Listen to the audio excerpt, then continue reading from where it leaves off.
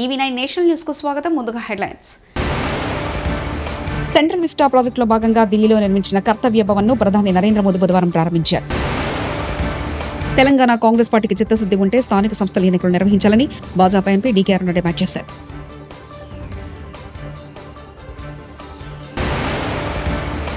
Social మీడియాలో వచ్చే trolls పై తాను మాట్లాడకపోయినా తాను చేసిన మంచి మాట్లాడుతుందని అగ్ర కథానాయకుడు చిరంజీవి అన్నారు. సోషల్ మీడియా జర్నలిస్టులకు మద్దతు తెలిపిన Congress MLA Rajagopal Reddy. Central vista ప్రాజెక్టులో భాగంగా ఢిల్లీలో నిర్మించిన కర్తవ్య భవన్ ను ప్రధాని నరేంద్ర మోదీ బుధవారం ప్రారంభించారు. ఇక్కడ నుంచి కేంద్ర హోంశాఖ, విదేశాంగ, గ్రామీణాభివృద్ధి, పెట్రోలియం, డిఓపేటీ, ఎంఎస్ఎంఈ శాఖలు కర్తవ్య భవన్ నుంచి కార్యకలాపాలు సాగించనున్నాయి. ప్రస్తుతం ఆయా శాఖలు శాస్త్రి భవన్, కృషి భవన్, నిర్మాణ్ భవన్ లో కార్యకలాపాలు సాగిస్తున్నాయి. ఈ భవనాలు ప్రస్తుత అవసరాలు సరిపోకపోవడంతో కేంద్ర ప్రభుత్వం సెంట్రల్ విస్టా ప్రాజెక్టును చేపట్టింది. ఈ ప్రాజెక్టు కింద మరో 10 కార్యాలయ భవనాల నిర్మాణాన్ని 22 నెలల్లో కేంద్ర ప్రభుత్వం పూర్తి చేయనుంది.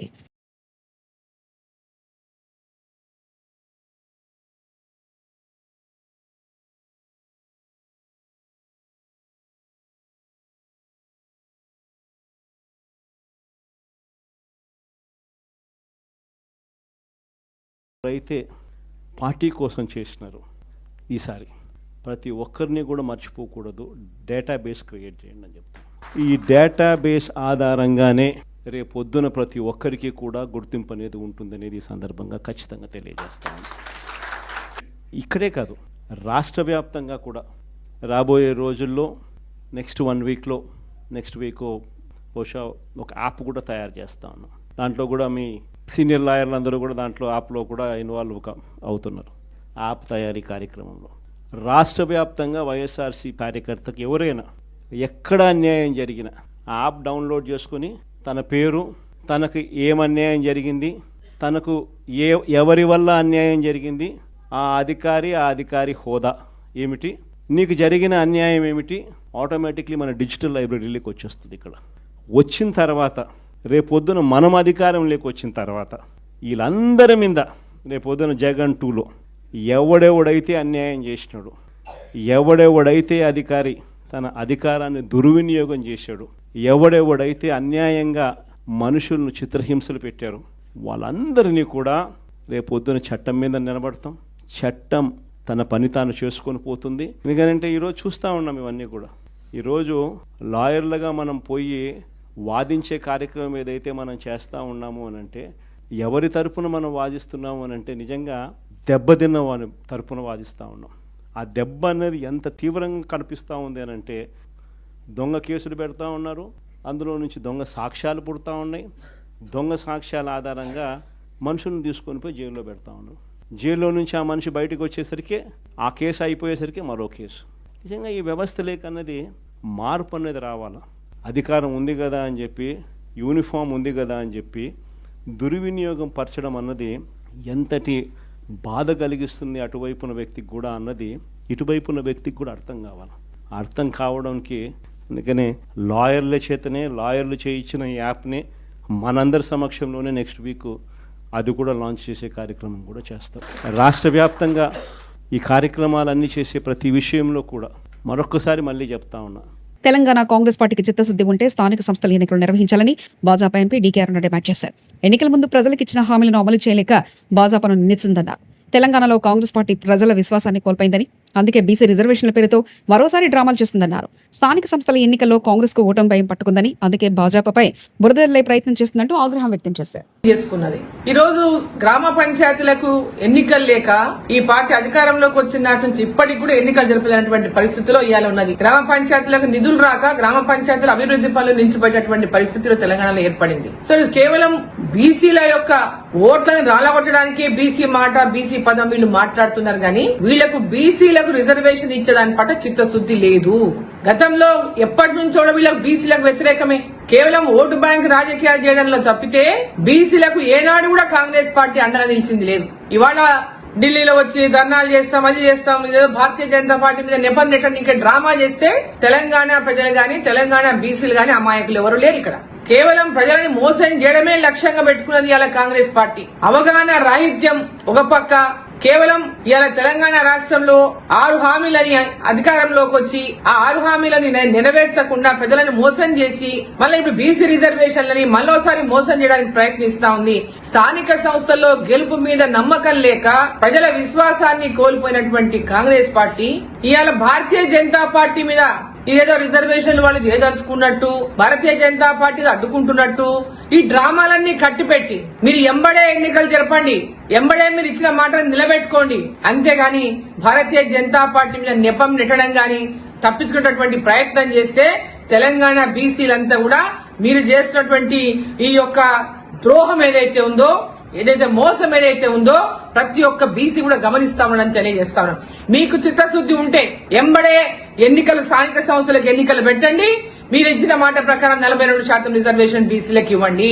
మరోసారి వివాదాస్పద వ్యాఖ్యలు చేసిన మంత్రి కొండా సురేఖ ఈసారి ఏకంగా రాష్ట్రపతి ద్రౌపది ముర్ము పైన పార్లమెంటు కొత్త భవనం ప్రారంభోత్సవానికి రాష్ట్రపతి ద్రౌపది ముర్ము వితంతు మహిళ అని మోదీ పిలవలేదు, ఆమె దళిత మహిళ అని అయోధ్య రామమందిర ప్రారంభోత్సవానికి సైతం పిలవలేదు.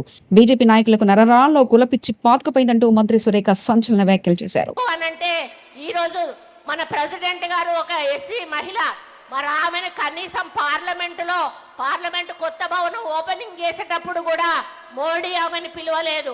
ఎందుకంటే ఆమె వీడో అని చెప్పి ఆమెను పిలవలేదు. మరి ఎక్కడైతే అయోధ్యలో రాముడి గుడి ఓపెనింగ్ ఉందో అక్కడికి కూడా ఆమెను పిలవలేదు. ఎందుకంటే ఆమె ఎస్సీ అని పిలవలేదు. అంటే ఈ రోజు నరనరాన బీజేపీలో కులాల యొక్క రక్తం యొక్క మరి ఆలోచనలు పాతుకుపోయి ఉన్నాయి. అంటే బెట్టింగ్ యాప్స్ వ్యవహారంలో ఎన్ఫోర్స్మెంట్ డైరెక్టర్ ఈడీ విచారణ ముమ్మరం చేసింది. ఈ కేసులో సినీ నటుడు విజయ్ దేవరకొండ బుధవారం ఈడీ కార్యాలయంలో విచారణకు హాజరయ్యారు. బెట్టింగ్ యాప్ల నుంచి తీసుకున్న పారితోషికం, కమిషన్లపై విజయ్ను ఈడీ అధికారులు ప్రశ్నిస్తున్నారు.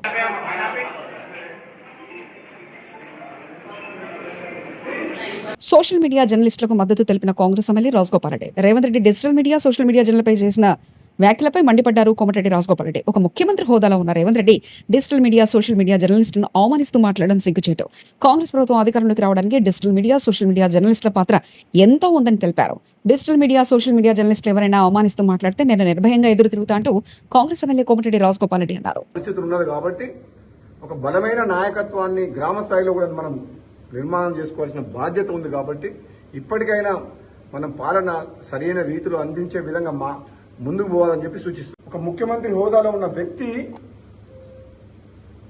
వాళ్ళను ఉద్దేశించి చులకనగా, అవమానకరంగా మాట్లాడితే బాధ అనిపించి ఇది మంచి పద్ధతి కాదు అని చెప్పేసి నేను ట్వీట్ చేయడం జరిగింది. వీళ్ళకి మద్దతుగా నా మద్దతు ఎప్పుడు కొనసాగుతుంది.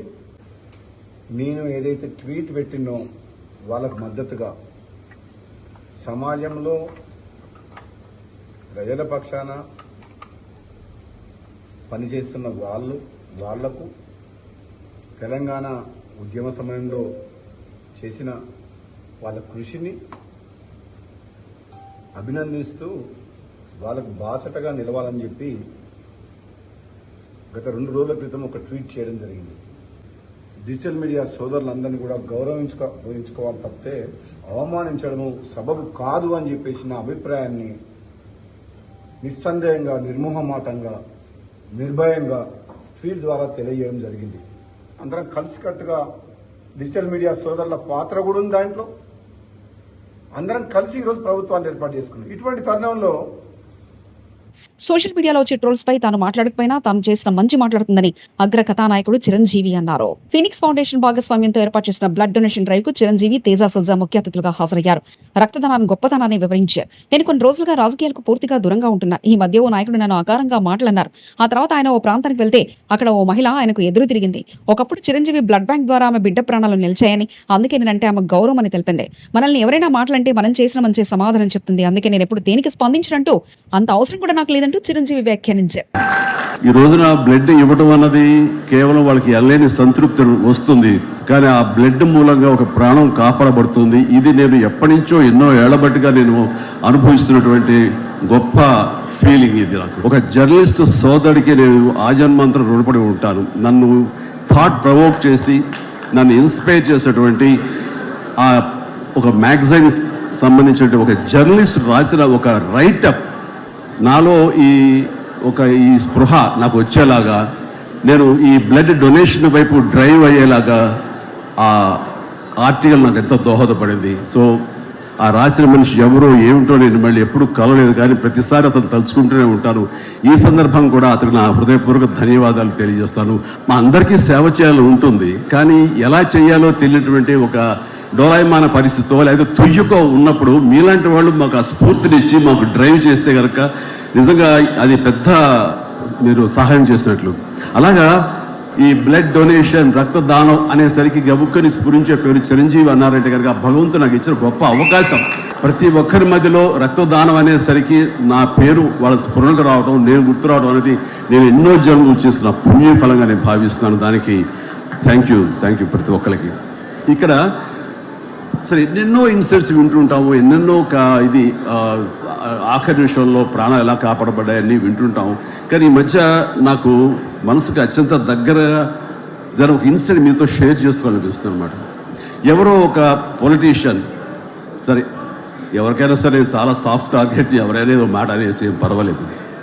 అలాగా ఒక పొలిటీషియన్ నన్ను అకారణంగా, నేను ఇప్పుడు పాలిటిక్స్ చాలా దూరంగా ఉన్నా సరే నా గురించి ఏదో అవాకులు చవాకులు ఆయన పేలినప్పుడు ఆయన మరొక చోటకి ఏదో ఒక ముంపు ప్రాంతానికి ఆయన వెళ్ళటం జరిగింది. అక్కడ ఒక స్త్రీ, ఒక ప్రౌఢ ఆవిడ అది మిడిల్ ఏజ్ ఉంటుందేమో, మిడిల్ ఏజ్ ఆవిడ తను పట్టుకుని నానా మాటలు తిడుతుంటే, నీకు ఎలా మనసు వచ్చింది చిరంజీవిని అంటానికి, అది అని తిడుతుంటే నాకు అనిపించింది మామూలుగా మన మాస్ ఫ్యాన్ కదా ఆవిడ, చాలా గౌరవప్రదమైన కుటుంబంలో ఉన్నటువంటి మనిషిలాగా అనిపించింది గృహిణి.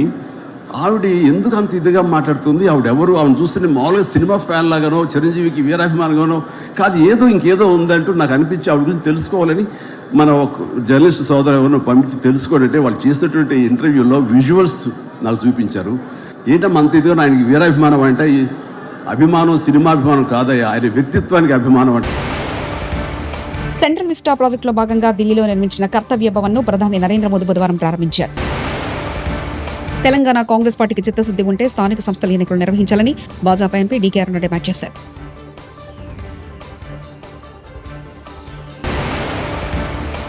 సోషల్ మీడియాలో వచ్చే ట్రోల్స్ పై తాను మాట్లాడకపోయినా తాను చేసిన మంచి మాట్లాడుతుందని అగ్ర కథానాయకుడు చిరంజీవి అన్నారు. సోషల్ మీడియా జర్నలిస్టులకు మద్దతు తెలిపిన కాంగ్రెస్ ఎమ్మెల్యే రాజగోపాల్ రెడ్డి. ఇవి బులెటిన్ విశేషాలు. చూస్తూనే ఉండండి EV9 నేషనల్ న్యూస్.